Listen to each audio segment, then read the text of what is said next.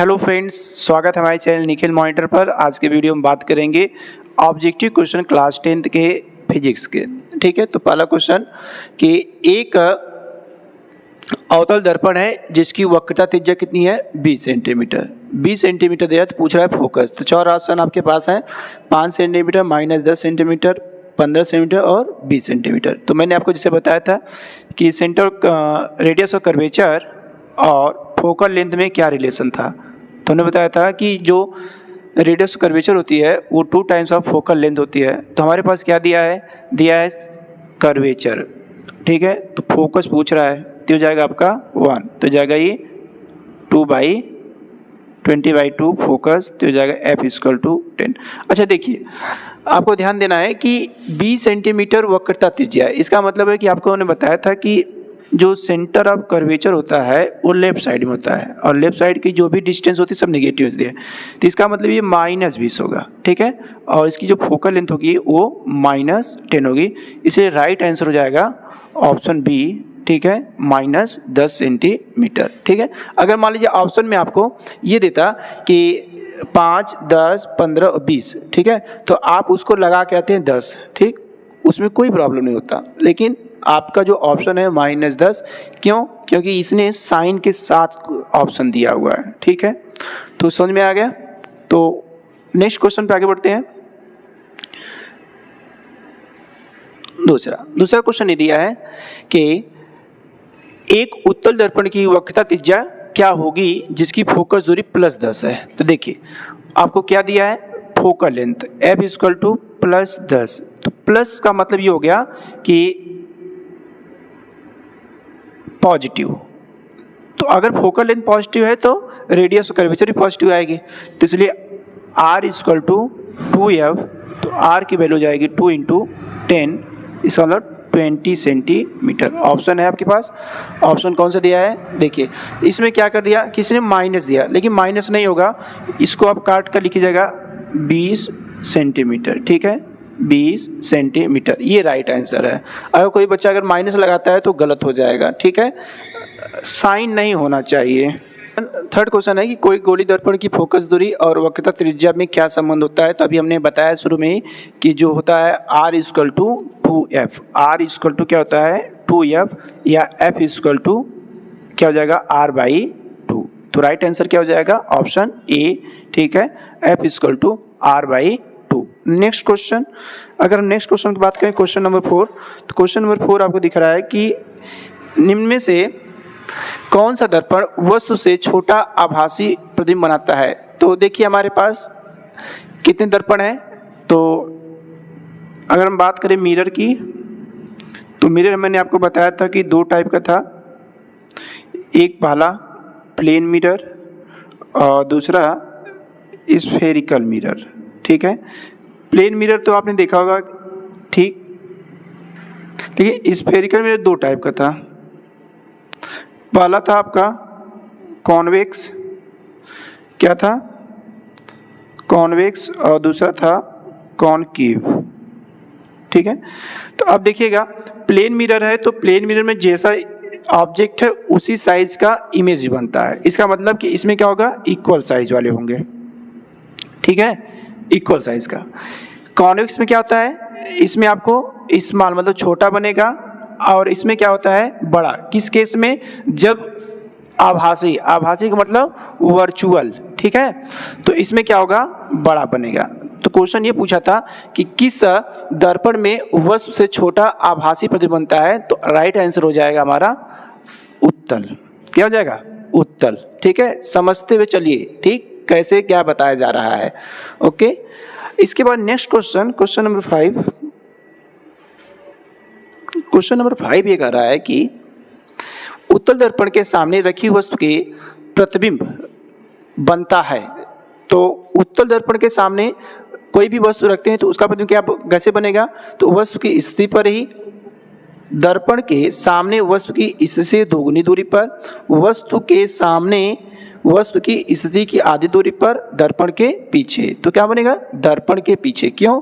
क्योंकि ये कैसा इमेज है, हमने बताया कि ये जो इमेज है ये वर्चुअल है। इसका मतलब कि आभासी, और जितने भी आभासी प्रतिबिंब बनते हैं वो कहाँ बनते हैं, पीछे बनते हैं, इसलिए राइट आंसर हो जाएगा ऑप्शन डी, दर्पण के पीछे। Okay, question number 6। Question number 6 क्या कह रहा है, क्वेश्चन नंबर 6 कि एक उत्तल दर्पण की फोकस दूरी 12 सेंटीमीटर है, तो इसकी वक्रता त्रिज्या, तो 12 सेंटीमीटर फोकस दूरी, तो एफ इक्वल टू 12, तो आर इक्वल टू क्या आ जाएगा 2 इंटू 12 दूना 24 सेंटीमीटर। तो ऑप्शन है हमारे पास option number D, option number D कितना हो जाएगा 24 सेंटीमीटर। ओके, चलिए क्वेश्चन नंबर 7। क्वेश्चन नंबर 7 कह रहा है कि एक अवतल दर्पण की फोकस दूरी कितनी दी गई है, एक अवतल दर्पण की फोकस दूरी 15 सेंटीमीटर है, तो वक्रता त्रिज्या क्या हो जाएगी, तो इसका क्या कर देंगे 2 गुना, ठीक है 2 गुना। Okay, question number 7।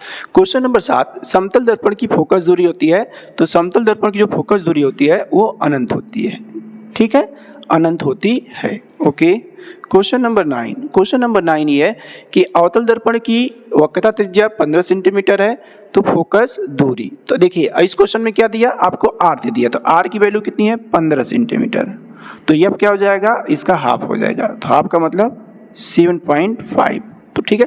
देखिए हमारे पास ऑप्शन कितने हैं, माइनस का 15, माइनस का 7.5, प्लस का 30 और प्लस का 7.5। अब देखिए अवतल दर्पण है, इसकी तो वक्रता त्रिज्या क्या है 15 सेंटीमीटर है, तो हमने आपको बताया था कि कॉनकेव मिरर का सब कुछ लेफ्ट में होता है, इसलिए माइनस वाली को हम प्रीफर करेंगे, ठीक है। देखिए और इस ऑप्शन में दोनों दिया था प्लस और माइनस, लेकिन राइट आंसर क्या होगा माइनस, क्योंकि अवतल दर्पण की फोकस लेंथ जो होती है वो निगेटिव होती है। ओके, तो मुझे आशा है कि उम्मीद है कि पूरा समझ में आ रहा होगा क्या कारण है, ठीक है। अगर आपके पास दोनों ऑप्शन आ जाएं, तो उसमें आप प्रीफर करेंगे किसको, निगेटिव वाले को। ओके, चलिए next question, question number 10। Question number 10 है कि समतल दर्पण के सामने एक वस्तु दर्पण से 10 सेंटीमीटर की दूरी पर रखी गई है, दर्पण से प्रतिबिंब की दूरी ज्ञात कीजिए। समतल दर्पण जिसका मतलब है कि जितना दूर हम यहाँ रखेंगे, ये 10 सेंटीमीटर है तो 10 सेंटीमीटर पीछे ही बनेगी, ठीक है। तो कहाँ बनेगा 10 सेंटीमीटर पर, option B is right, option B is right. Question number 11।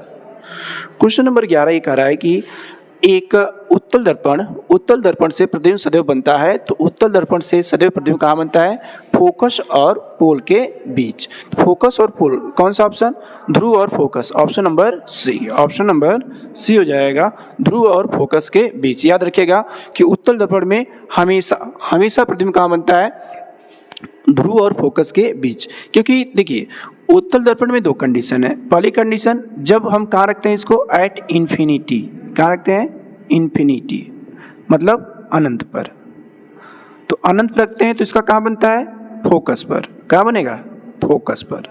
दूसरी कंडीशन इन्फिनिटी के बियॉन्ड कहीं भी रख दीजिए, वो हमेशा आपका बनेगा फोकस और पोल के बीच, ठीक है। तो ध्रुव और फोकस के बीच, ठीक। Question number 12। क्वेश्चन नंबर 12 देखिए बहुत अच्छा क्वेश्चन दिया है कि श्वेत प्रकाश जब प्रिज्म से गुजरता है तो सर्वाधिक विचलन होता है, तो सर्वाधिक विचलन किसका होता है, हमने आपको बताया था सर्वाधिक विचलन किस रंग का होता है, बैगनी रंग का, जिसे क्या बोलते हैं वायलेट, ठीक है, बैगनी रंग का सर्वाधिक विचलन होता है। Okay, question number 13। Question number 13, श्वेत प्रकाश के 7 रंगों में से किसकी आवृत्ति अधिकतम होगी, किसकी आवृत्ति अधिकतम होगी, तो आवृत्ति हो जाएगी सबसे अधिकतम बैगनी रंग की, ठीक है। जिसकी तरंग दैर्घ्य ज़्यादा उसकी आवृत्ति कम। तो मैं बता दूं आपको, लाल रंग की जो तरंग दैर्घ्य होती है वो 7800 एंगस्ट्रॉम होती है, और बैगनी रंग की जो होती है वो लगभग 4000 एंगस्ट्रॉम होती है, ठीक है। तो राइट आंसर हो जाएगा बैगनी रंग, मतलब वायलेट हो जाएगा। ओके, क्वेश्चन नंबर, हाँ क्वेश्चन नंबर 14 बहुत अच्छा क्वेश्चन है, ध्यान से देखिए। क्वेश्चन नंबर क्या कर रहा है कि वायु में प्रकाश की चाल 3 × 10⁸ होती है, ये सबको पता है, जबकि एक पदार्थ में इसकी चाल 1.5 × 10⁸ मीटर पर सेकेंड हो जाती है, तो पदार्थ का अपवर्तनांक ज्ञात करना है। तो हमने बताया था कि अपवर्तनांक को बोलते हैं रिफ्रैक्टिव इंडेक्स, जिसको शो करते हैं n से, n = speed of light in vacuum upon speed of light in medium. Okay, तो speed of light in vacuum दिया है कितना, 3 × 10⁸ और speed of light in medium 1.5 × 10⁸। ठीक है, 10⁸ कैंसिल, तो n इक्वल टू क्या हो जाएगा, 3/1.5, इसका 2 टाइम्स है तो n इक्वल टू 2। तो राइट आंसर हो जाएगा ऑप्शन डी, n की वैल्यू क्या हो जाएगी, 2। तो पदार्थ का अपवर्तनांक हो गया 2। क्लियर। इसके बाद क्वेश्चन नंबर 15, ठीक है, श्वेत प्रकाश के स्पेक्ट्रम में बैंगनी से लाल रंग की ओर जाने पर घटती है। ठीक है, बहुत अच्छा क्वेश्चन, थोड़ा से आपको लॉजिकल है, इसको आपको लगाना पड़ेगा। ठीक है, देखिए जब आप श्वेत प्रकाश का स्पेक्ट्रम लेते हैं तो बैंगनी से लाल रंग की ओर जाएंगे तो क्या होता है, क्या घटता है। तो देखिए अभी हमने बताया था कि बैंगनी रंग का जो तरंग दैर्ध्य है वो 4000 के लगभग है, और जबकि लाल रंग की जो तरंग दैर्ध्य है वो कितनी है, 7800 है। ठीक है, तो तरंग दैर्ध्य बढ़ रही है तो आवृत्ति क्या होगी, आवृत्ति घटेगी। ठीक है, बैंगनी से अगर लाल की तरफ जाएंगे तो आवृत्ति घटेगी, और अगर आप लाल से बैंगनी की ओर जाएंगे तो तरंग दैर्ध्य घटेगी। ठीक है, तो दोनों ऑर्डर है। अगर मान लीजिए आपके पास ये रेड कलर है और ये बैंगनी मतलब वायलेट, तो इसका क्या है 7800 एंगस्ट्रॉम और इसका 4000 एंगस्ट्रॉम। ये क्या कर रहा है, ये डिक्रीज हो रहा है, क्या हो रहा है, डिक्रीज। ठीक, इधर पे, लेकिन यहां से क्या होगा, इंक्रीज। ठीक है, तो समझ में आया। तो आज के क्लास में बस इतने क्वेश्चन, हमारे पास लगभग 60 क्वेश्चन की सीरीज है। तो नेक्स्ट वीडियो में आपको मैं इसके आगे वाला पार्ट कराऊंगा। तब तक